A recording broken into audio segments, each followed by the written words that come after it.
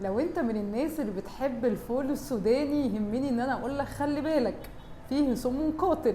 لا طبعا مش قوي كده يعني، بس فعلا الفول السوداني من اخطر الحاجات اللي ممكن تنقل لك حاجه من السموم الفطريه، اسمه فطر الافلاتوكسين. ايه بقى؟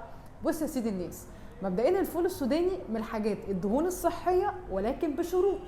الفول السوداني لما تيجي تشتريه ما تروحش تشتريه من الشارع، ما تشتروهوش من مكان سواء سوبر ماركت او مول او عطاره متخزن عنده كتير، لان ممكن في حاجه اسمها فطر، ده من السموم الفطريه الخطيره جدا، بتعمل لا قدر الله مشاكل صحيه كبيره جدا، ممكن بيكون في الافلاتوكسين. والمشكله بقى لو انت جبتهولي ني كمان ورحت تحمصهولي في البيت، التحميص بينشط السم اكتر مش بيموته.